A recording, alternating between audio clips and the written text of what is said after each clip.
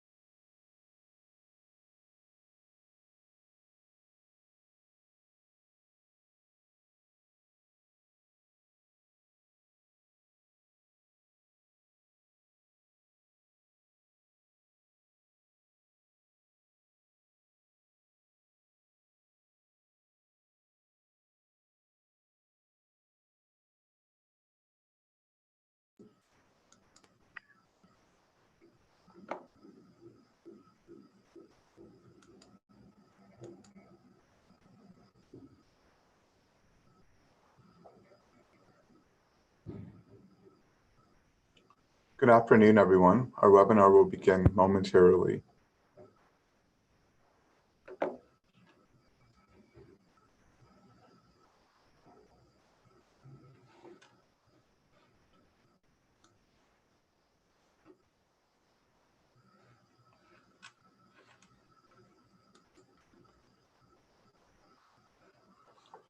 Good afternoon, everyone. I'd like to thank you for taking time out of your busy schedule to join us for our webinar about healthy living and hearing loss. Please note that this session is being recorded and streamed on Facebook Live so that you can see it at a later time.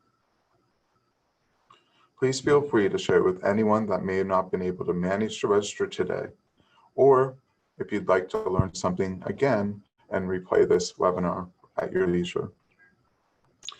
Before we start today's session, I want to let you know it's being recorded for future playback and it'll be featured on the CHHA.ca website at a later date so you can view it at any time.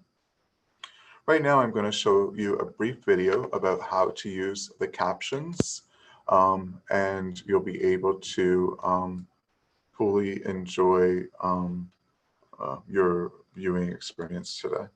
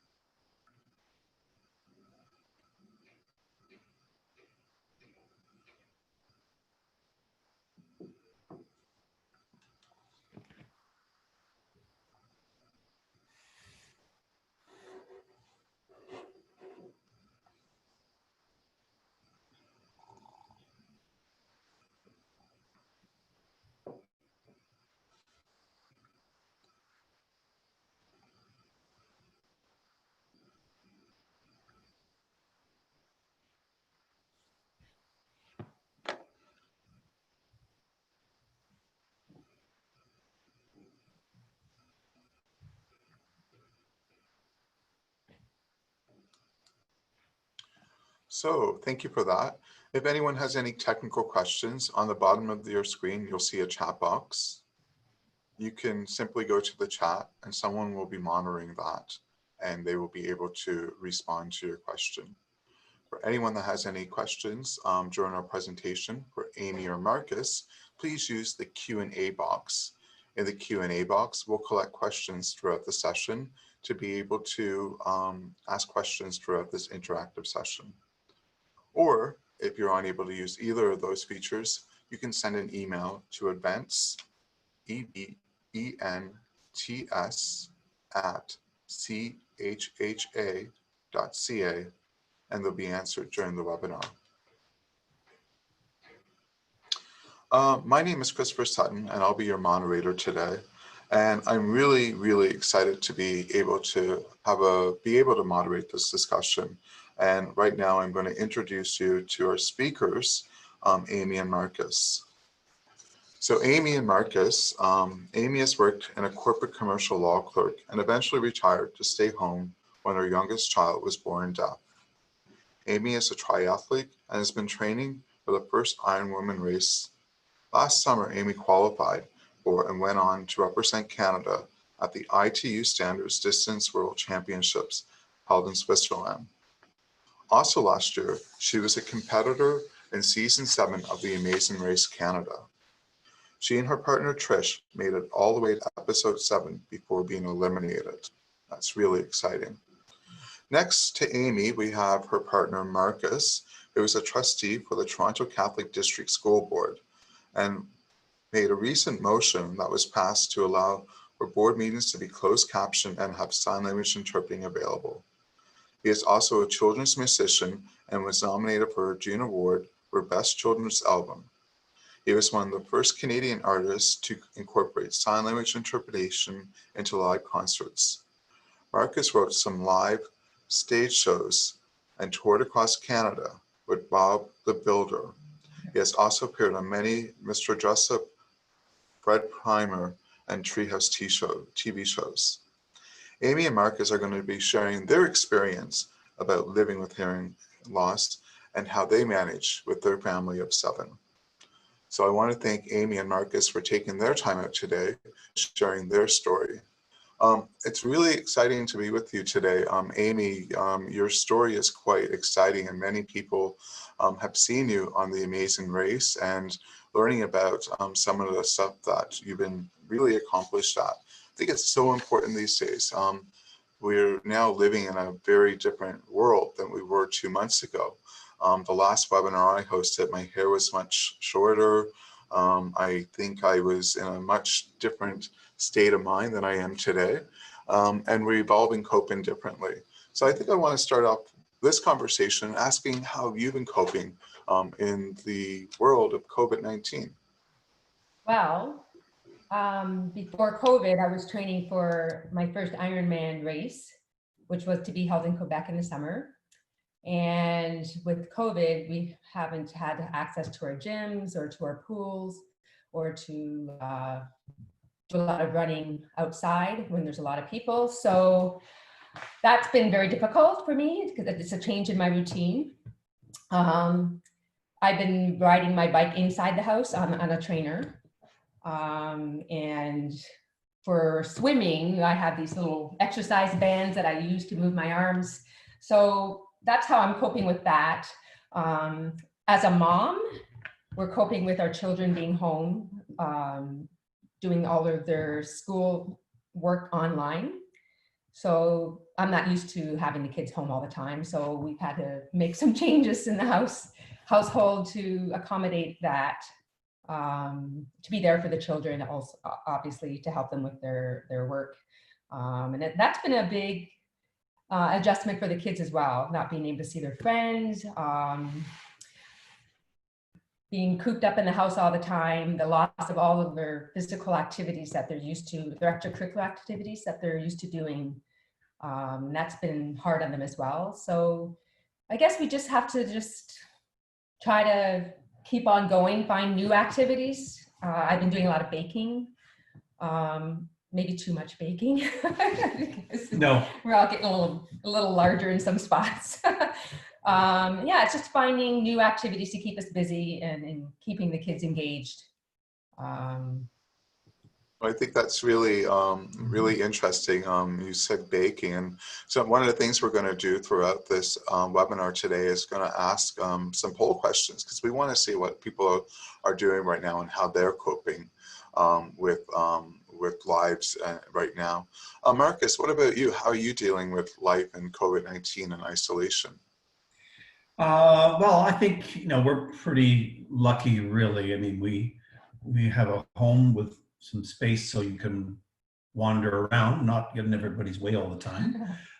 We try to help the kids with their homework, keep them motivated, but that's been, you know, challenging for everybody and for us included.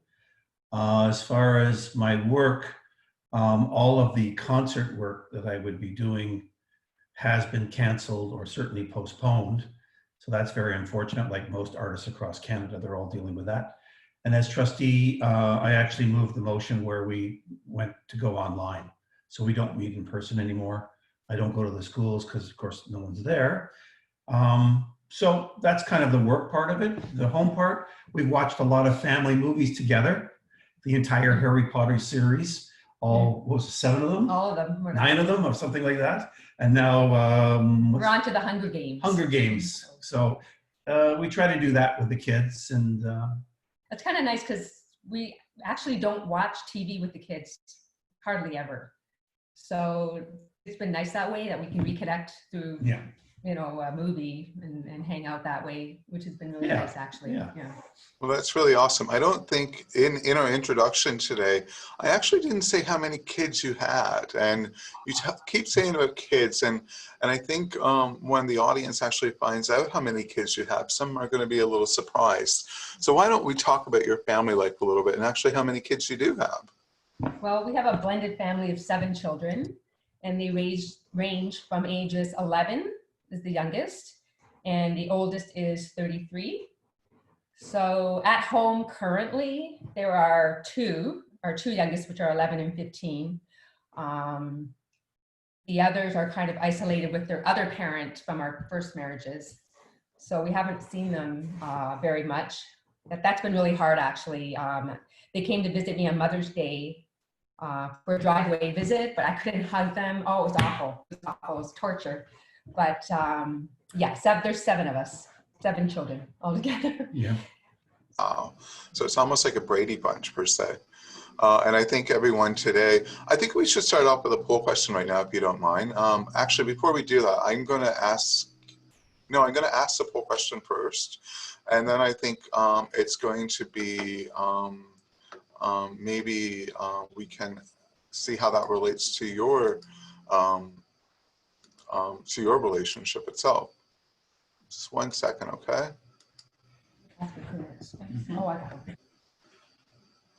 So right now I'm launching a poll question. It says, how many people are spouses of someone with hearing loss? And if everyone can just quickly respond, we're going to let it up for about 30 seconds, and then we're going to reveal the results to everyone.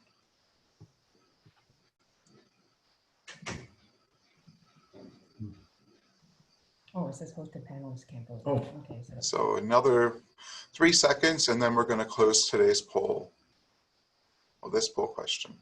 So we're going to end the poll now. Thank you all that participated. So what we asked was how many people are spouses of someone with hearing loss? And on this particular call, 25% people that responded said they are a spouse of someone with hearing loss.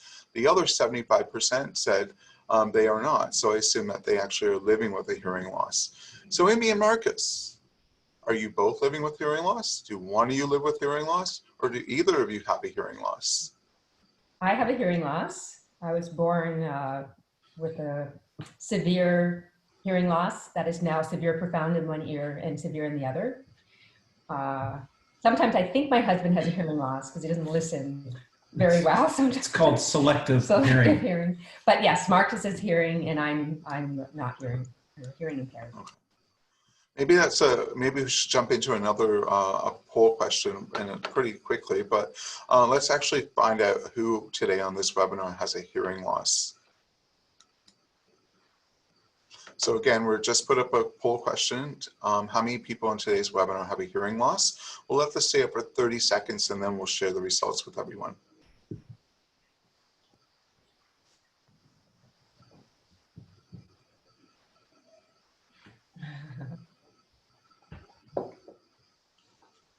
I think you've triggered some conversation, Amy, by saying that you believe your husband has selective hearing loss. I see a number of people in the chats also accusing their spouses of having selective hearing loss. Our poll question we just asked, and it's not surprising, we asked how many people in today's webinar have a hearing loss. And like Amy and myself, 49% of the participants, no, 68% of the participants actually have identified as having a hearing loss, while 32% indicate that they do not have a hearing loss. So I guess this would lead into one of the first questions, and I'm going to pose this to you, Markus. So when you met Amy and you realized she had a hearing loss, how did you feel about that? And were there any hesitations to the relationship? It's a great question. When I met Amy, I didn't realize initially that she had a hearing loss. And it was a while until I noticed it. We didn't really talk about it. And I can honestly say it didn't really make any difference to me. I was not attracted or not attracted to someone because of their hearing loss. It was sort of irrelevant to me. It really only became an issue when we had our children and they had hearing loss, and we had to deal with that and to strategize and work together as a team about that. And Amy, maybe I'll ask you this question. To be fairness, Markus being a person of a typical hearing, did that have any impact on your decision to pursue the relationship with him? Well, no, it did. Hearing or not, it didn't really make a difference. It's not something I thought about, but I am actually really glad he is hearing. He does hear things I don't, and I've had to have him take over some phone calls in the past because I couldn't understand the speaker, or they had a heavy accent or something. So it's good to have a guy with a good pair of ears around, I'd say. So I am useful. He's useful. So yeah, I think it's a bonus to have a partner that's hearing. Awesome. Our topic today is healthy living and hearing loss. So I do think we should talk a little bit about that. And Amy, in my introduction today, I talked about some of your accomplishments as an athlete on the Amazing Race and so forth. Can you tell me, how do you find the time to do all this training? You have 7 kids. You're very active and busy in your community. So talk about the training and tell us, has any of that training really helped you be able to cope during COVID-19? Well, training has been a huge part of allowing me to cope. Exercise does so much for your mental health. Yeah, I don't know what I'd do without it. So I started training for triathlons in 2017. The kids now they can be left at home without me having to be there all the time. They're old enough to be alone at home. My husband works part-time, so that's helped a lot that he's been around so that I can go out and do whatever training I had to do.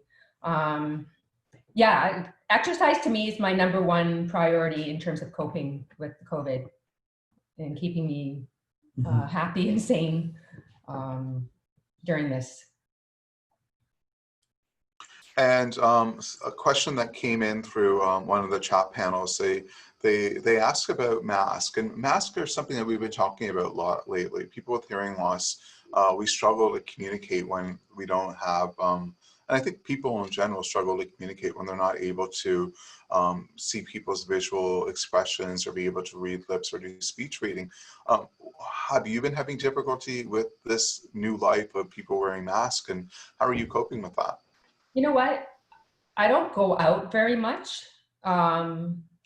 But I do know, like when I've gone to the store and the store clerk will have a mask on when I'm checking out, and she'll ask me things like, I do have to ask them to repeat a lot. I don't want them removing their mask. I don't want to see their lips. I do rely heavily on lip reading, but I usually have to get them to repeat things a few times, which is, I don't care. I mean, if I can't hear you, I'll just tell you, please repeat it. Yeah, but at home, we're not wearing masks. We're not wearing masks that much unless we have to go to a store. So it hasn't really been that big of a deal. I think if I had to go to a doctor's office or if I had to go into work and people wearing masks, that would be a big struggle for sure. I know they have those masks now that are clear, that around the mouth, but I don't really know how many of our health care workers actually have access to that or actually have them. So I can imagine that would be a struggle for people who are maybe patients in a hospital or whatnot. So.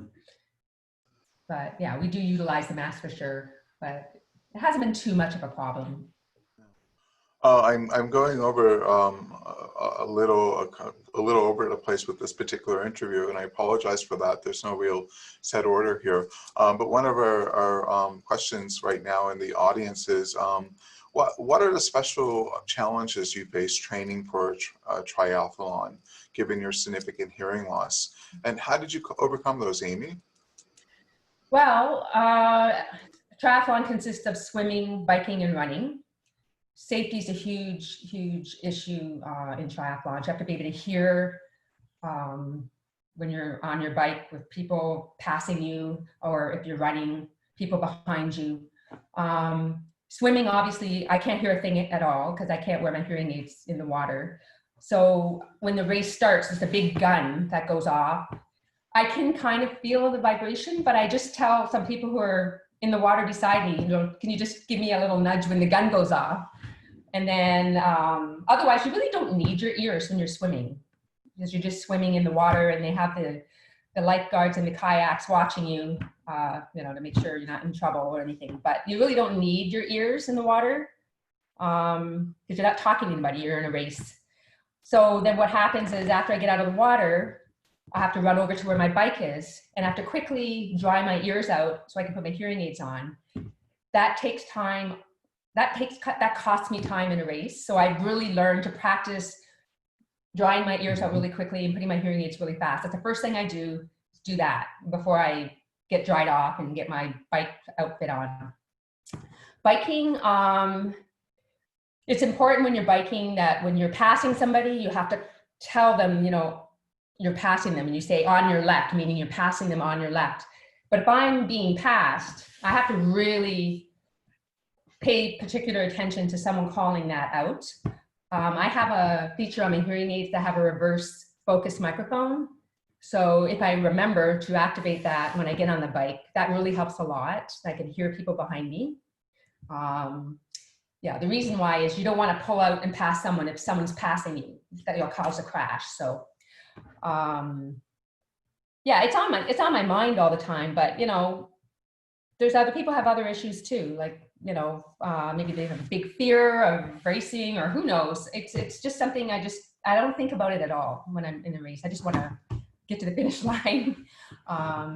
Same as for running, sweat can get in my hearing aid sometimes. I wear a special headband under my bike helmet end while I'm running to make sure that sweat doesn't interfere with my hearing aids. So people with cochlear implants, they have more of a waterproof setup that they can use, but I'm not quite at that stage. So yeah, it's been a non-issue, to be honest. It sounds like you really adapted to your hearing loss, and you really learned to, you find ways to, where there are barriers, you found ways to overcome them easily. So it doesn't sound like that you really made it a barrier for you to be able to do what you wanted to. We also have accommodations too. For example, they have a special table before you go in the water if you want to use it. And I can put my hearing aids down on this special table. And so that when I come out of the water, they'll move the table to wherever the swim exit is. And then I can grab my hearing aids as I'm coming out of the water. But I was afraid I'd forget about my hearing aids. So I always just left them by my bike. I just had like a little box with the towels and stuff. But yeah, they will accommodate you too if you need it at these races. So Marcus, as Amy's partner, do you, when she's running these races and competing around the world, how do you feel? Like, are you concerned because of her hearing loss? Like, what are your emotions in that? Are you, are you concerned for her safety or anything? So what are your experiences with it? Well, the only time I'm concerned about her safety is I just can't imagine how she does what she does. I mean, swimming in a triathlon, like when we were in Switzerland, it's in a lake. You know, it's a long swim, open water swim in a lake, and then up and down these hills in the city of Lausanne. But I'm very confident. Amy's extremely well trained. She is a very competitive athlete. She takes it seriously. Has a great coach, and she's done extremely well. So really, my main emotion at the events has been just to be proud of her and to be so excited. You know, when she walked in with the Canadian flag and the Canadian team, it was just awe-inspiring. And then, you know, she doesn't make a big deal at all to anybody about her hearing loss at all. She's an athlete and she competes on an even level, and she's out there to get to the podium. That's quite beautiful. So Amy, I think a lot of people may recognize your face from the Amazing Race and your journeys on that program across Canada. Do you want to talk about your experience with the Amazing Race and some of your highs and lows perhaps, and maybe share a couple of stories with us? The Amazing Race was probably the most amazing experience of my life. I have to say, they picked me based on me having a hearing loss. They liked my story, as well as being in a large family and having my triathlon background. But hearing loss was something that really piqued their interest, and they wanted to showcase that on the show. Of course, I did have reservations going into the race. Is my hearing loss going to impact the success of my partner and I? Like, there are hearing challenges, as you know, in the Amazing Race, several of them every season. So that was always a big, big fear of mine. Like, are we going to be penalized because of this? Challenges did come up, of course, that were hearing challenges. And sometimes you can pick the challenge. So we would try to stay away from any challenge that involved hearing. But then there are times where we didn't have a choice. It was a hearing challenge or a hearing challenge. So I had to pick which one of the ones I think we'd be most successful at. That was really, it was quite stressful, very upsetting. I knew that going into the race, that it is what it is. I mean, you've seen other people on the Amazing Race Canada who had other disabilities. Like, I don't know, I think there was a man in a wheelchair and he had to walk across some plank or something, and he's in a wheelchair. Like, how do you do that? But he crawled his way. Like, you find ways to adapt. So it's with respect to the hearing, I don't do well. Like, if I'm driving in a car and someone's behind me talking, I don't hear as well. So my partner, Trish, she actually did all the driving, and I sat behind her to give her all the directions, and which obviously didn't work sometimes because we got lost. But you just find ways to adapt and make it work. And I have to say, the experience of Amazing Race was wonderful, especially how they brought some awareness to my hearing loss and how I coped in my everyday life with it. Also as a mother of hearing impaired children as well.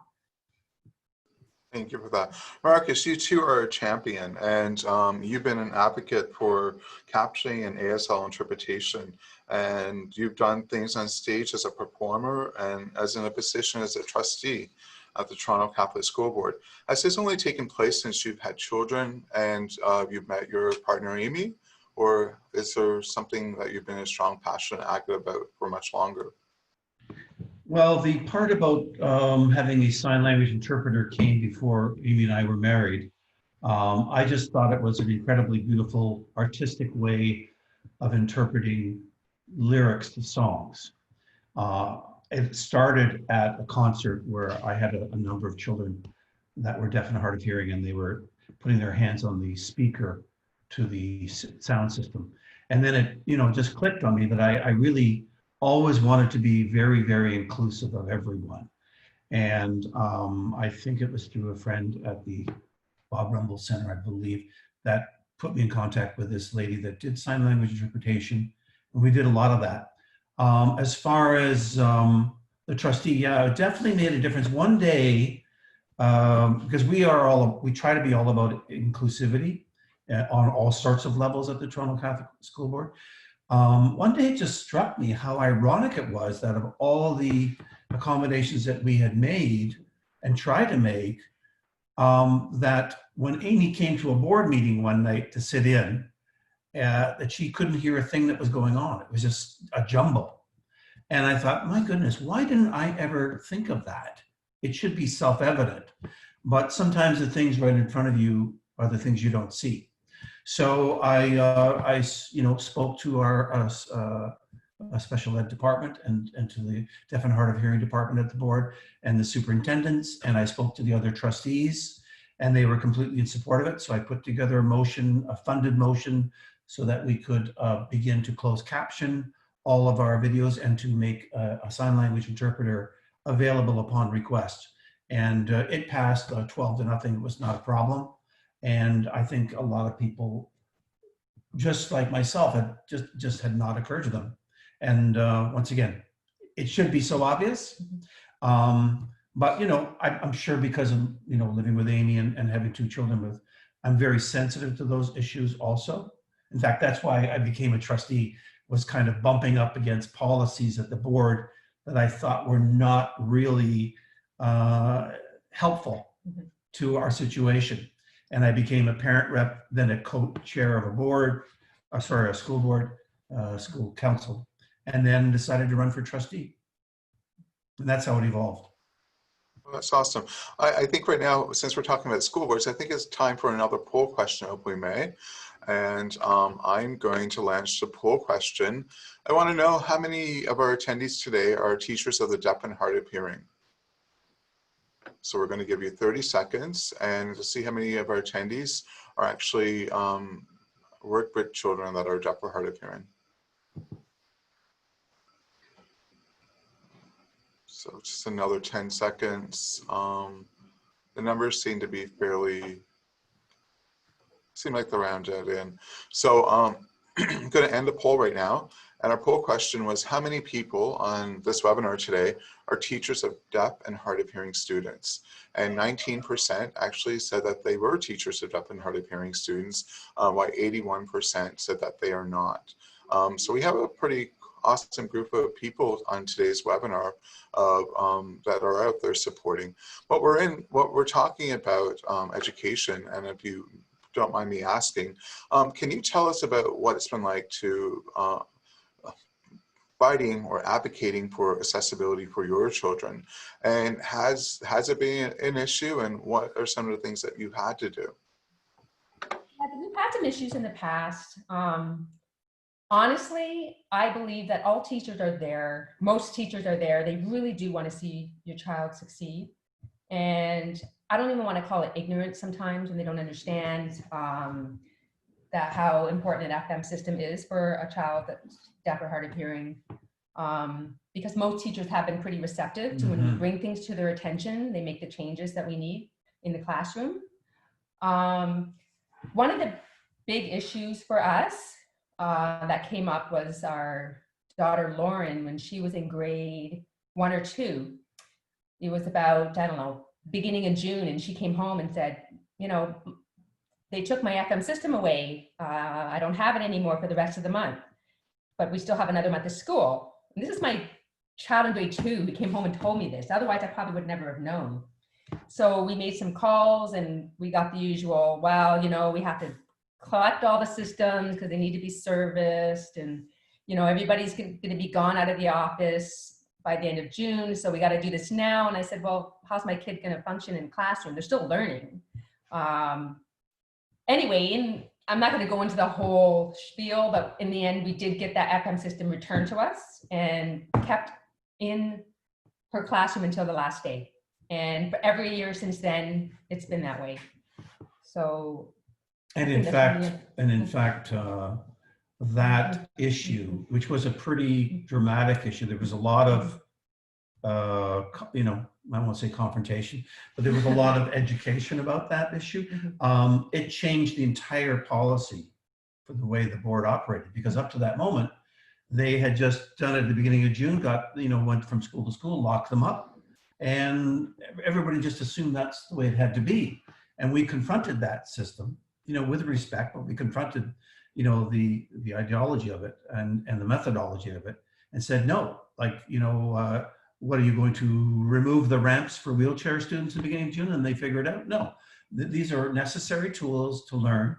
And if you don't need them in June, why do you need them in April or May? Of course you need them.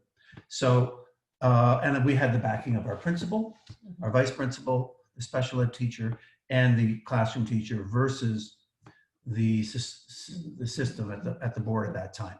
So it made a huge difference. I try to be as proactive as possible. So what I've done with my girls is every September, the week before school starts, I find out who their teacher is, and I email the teacher, just a one-page email, just talking about my girls' hearing loss, how they need an FM system in the school, to please use the FM system. I also include a little video about the difference between if a child has a hearing loss that doesn't have an FM system and when they do have an FM system. And when that teacher sees the difference themselves, how the sound is in a classroom, wow, it's eye-opening for them. And why wait for a problem? Be proactive is my advice, So at the beginning of the year, I send them this email so they already know. Not a lot of these teachers sometimes read the IEPs that they get in September. It's up to me and of course the itinerant to bring it forth to them and make them aware. So the teachers, as Amy said earlier, the teachers all universally always want the best for their student. But, we have heard comments, and it's not because they're bad teachers, but, well, I'll just talk louder in the gym or something like that. I'll yell louder. It's about clarity and enunciation. It's really not about you screaming your head off. So it's just a question of the proper advocacy. And Amy's, as she's just told you that story, that video was eye-opening to see the difference in, turn a little fan on in a room. If you've got a hearing aid, suddenly, you can't hear anything. Turn around, face the board, not face the child, they don't hear. And the teachers were like, wow. Even we live with it. We were like, this is unbelievable. So that's because Amy has put it forward so clearly and positively to the teachers that they've responded nicely and properly. Thank you for that. I just want to remind our viewers today that if you're watching us on Zoom, to please put your questions in the Q&A box. Any technical questions, if you have, just put them in the chat box. I'm looking at both of them right now, and there are lots of comments and questions coming in, so I want to make sure that we get to all your questions. Those of you who are watching on Facebook, please also be sure to put any questions you have either in the comment section, or you can email us at events, EBENTS, @chha.ca. So Amy and Marcus, I have another question from our audience today, and they've asked us, do you have any experience and tips for persuading organizations that are resistant to implementing closed captioning to reconsider this? And any particular objections for when they say, well, we can't afford this. This is not something we can do because it's too expensive.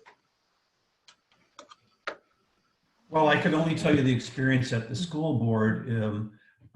School boards, like corporations and like every other regulated entity, are required by law. In education, students have a constitutional right to receive an education. So we must make accommodations, and we should do it properly. So at the school board, I received no pushback at all. There was the odd question about the costing, and that's fine. We have to be realistic about it too. But to go to a company or to a workplace and say, I need to be accommodated, they have to do it. They have a legal right to do it, and they certainly, I would imagine, can in no way take any retribution against someone asking for help to assist them to be hearing. So, advocacy at all times should be, I think, a positive. How, by you accommodating me how am I going to enrich your experience or your company? In other words, you showing them why with this accommodation that it's actually going to improve not just your own personal life, but your contribution to the company, the board, the society, whatever it is. And I think if you take that approach, it's very difficult for someone to say, oh, well, then I can't do that. No. We had an issue when Ava was younger. She has cochlear implants, and her FM system consisted of having these little boots put in her CIs. And of course, when you're in kindergarten, they get lost all the time. First of all, they weren't even made very well, and they kept like falling out, and they were getting lost. And Marcus wasn't a trustee at the time, but we were told, you know, if you lose one more, you're done. You're not getting any more boots. So that's it. Your kid's not going to hear in the classroom. So of course, you can't have a kid in kindergarten be responsible for little boots like this. So of course, we speak to the implant company and we speak to the FM company, and they're both blaming each other. Well, you know, the implant company said it's the person that makes the boot's fault, and the boot company saying, no, it's the way the boot is going into the implant, so it's their fault. So anyway, we spoke to someone from Phonak, and they created those little rubber, they look like little brassiers for the boot, so that they stay on the implant and never fall out. And after that, we had no issues, no more threats to getting our funding cut off for FM system technology. So sometimes you just gotta be a little resourceful. It's definitely resourceful and also being very creative. I think if we can, we probably should ask another poll question, because we're talking a lot about schools and education right now. I'd like to know how many people here today are actually parents of children living with hearing loss. So right now we're launching the question, how many people today are parents of children living with hearing loss?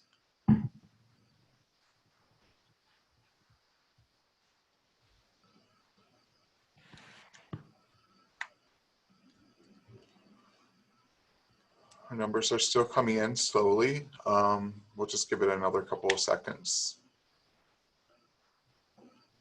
So our question today was, how many people on this webinar today are actually parents of children living with hearing loss? And 11% said they are parents of children living with hearing loss, while the rest of the attendees said they are not. We have a lot of questions in the chat box and in the Q&A. And again, if you have questions, can you please put them in the Q&A so that we make sure that they're responded to.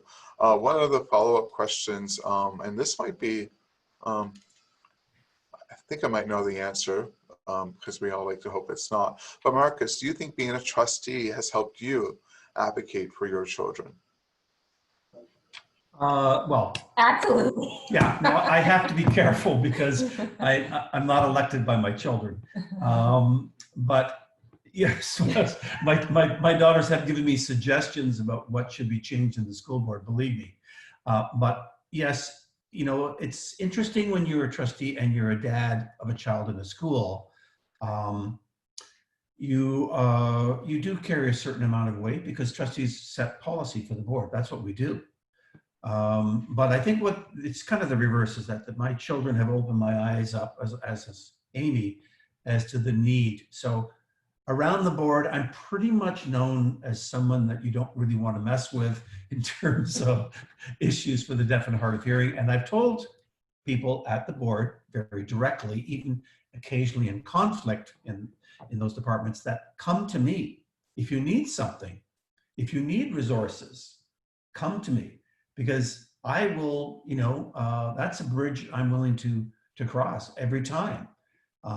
It's never a question of not having money. It's a question of how you delegate and how you prioritize the budget. And that's one of the other things that we do. So yeah, I'm a big advocate for my children's needs, but really more on a global scale, to be fair.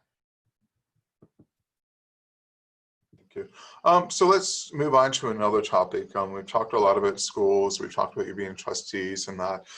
Let's talk about a little bit more about your family and your life as well.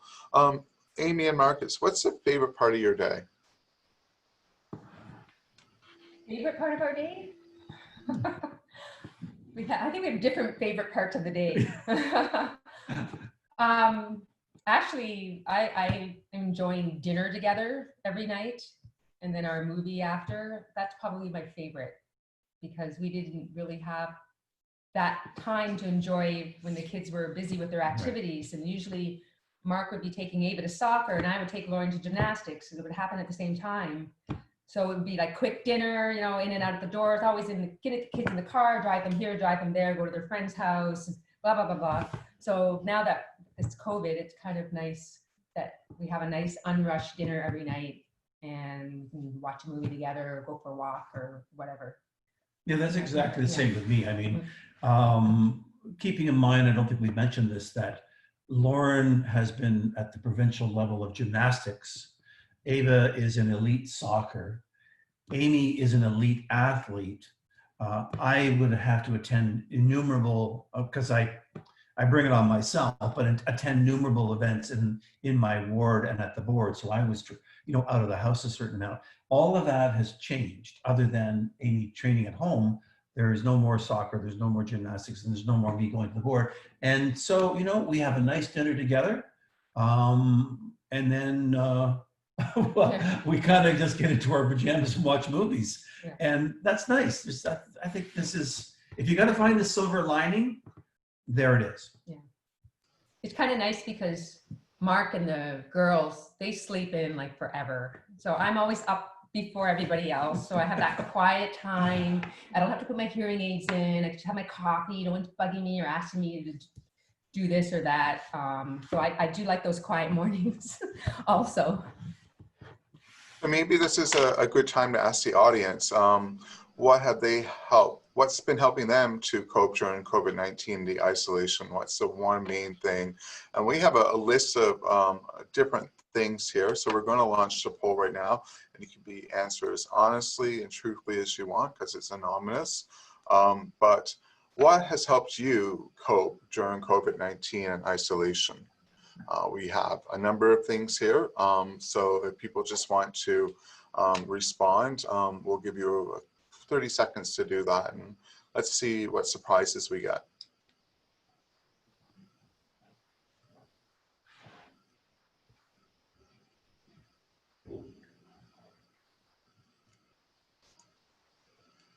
People are still voting. We'll give them another 5 seconds. The thing is going up and down. I think I'm going to see some surprises here myself. So we're going to close the poll now. We asked, what has helped you cope during COVID-19 and isolation? The biggest thing, and the options people had was Netflix, alcohol, cooking and baking, Amazon Prime, reading, and other. 41% of people that responded said other. I actually am really surprised it's other, so I'm wondering what other might be. If anyone wants to answer that wants to put that in the chat box, we'd really be interested to know what that could be. Kimberly just said exercise. I am actually shocked no one is using Amazon Prime and doing shopping online, because that seems to be what everyone's doing. The next biggest thing that people are doing is they're staying at home and watching Netflix.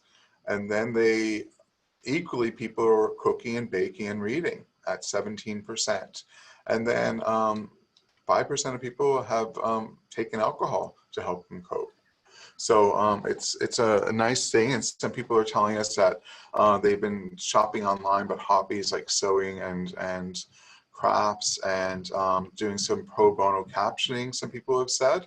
Other people said they're reading and walking, connecting with family and friends and so forth. So I think these are really interesting things, and I think it's really important that we continue discussing about mental health and well-being and so forth as we go through these challenging times. Amy and Marcus, do you have any advice to people, any words to how you think people might want to look as we look at the new normal coming in, and how they can cope, or what they might be able to be doing to help them get through the next few weeks and possibly months. Well, I just find as a parent that kids, my kids anyway, thrive on routine. So I try to keep a routine going. So Monday to Friday, they have to be up before noon and they do their schoolwork, eat breakfast, do their schoolwork, and then they can have the freedom to whatever, watch movie, do a video game, whatnot. And then Saturday, Sunday, I give them a little more freedom to sleep in more than that. But I find just keeping that routine going is helping the time pass. Actually, time flies, I find, every day. Like it just flies. So that's my advice, is just have a routine in place. And, you know, it's okay to be, I have those bad days. I think that's what I've noticed too. Some days I wake up, I'm so happy and whatever. And then there's other days I wake up, I'm not happy at all. Like I'm just, I don't know, sick of being isolated and cooped up in the house, and I don't want to talk to anybody. You know, my friends will organize these Zoom calls and I don't end up participating because I just don't feel like talking to anyone. And that's okay too, you know. But the thing you got to remember is that passes, that feeling. I find that it does, but just deal with the feeling, and then you're going to know that the next day you'll probably feel better. That's really all I can say.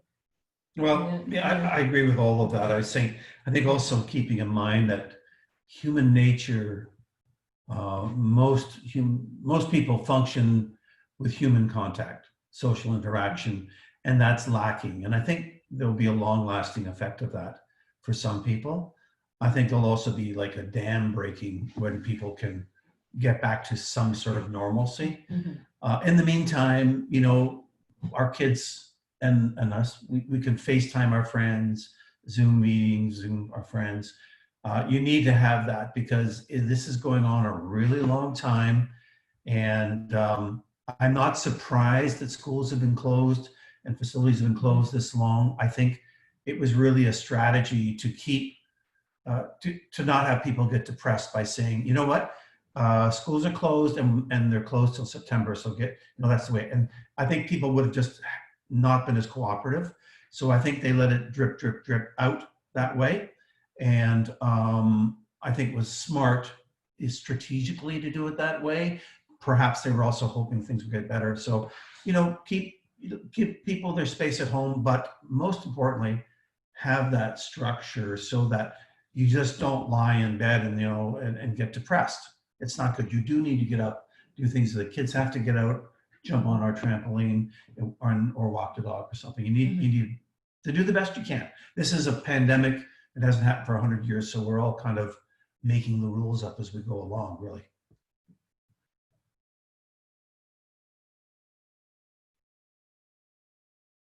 So Marcus, you right now aren't doing any touring, you said, or you're not doing or any production work, or are you working on anything right now in your field, or is this a question? Maybe you could be telling us something surprising. I don't know. Well, I mean, when you're a musician, music is a big part of your life. One of the things that popped up from being isolated was one day I just picked up my ukulele and did a little song, which I posted on my Twitter page. Called "You Got a Friend in Me" from the Toy Story movie. And it just seemed to hit a nerve. I got thousands and thousands and thousands of hits on that. And so I started a little thing, was telling people, if you have a song you want me to sing, a Beatles song or, you know, Paul McCartney or whatever it is, people would send in requests. So I just start recording a couple of them every day. I've done a couple children's concerts on Facebook Live for different fairs and stuff like that. But, you know, as far as working in the music industry, it's over. Like I don't think people realize, because I know, you know, tons of people in the business, it's been absolutely devastating for those that have, that's their source. And especially this time of year, which is really the main time, it's just wiped people out. And they don't all qualify for the funding to help.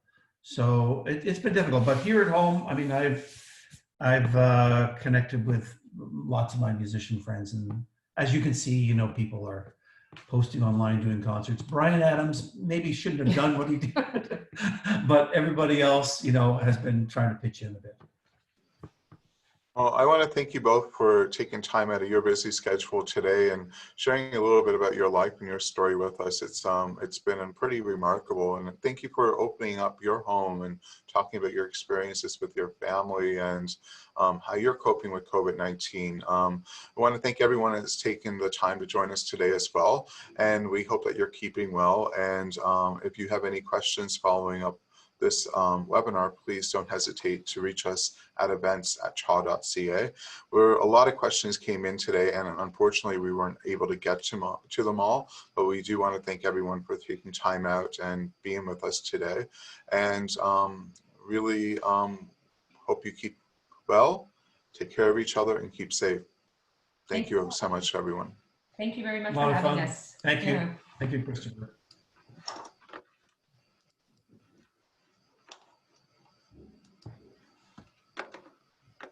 Oh, God, you might talk to us.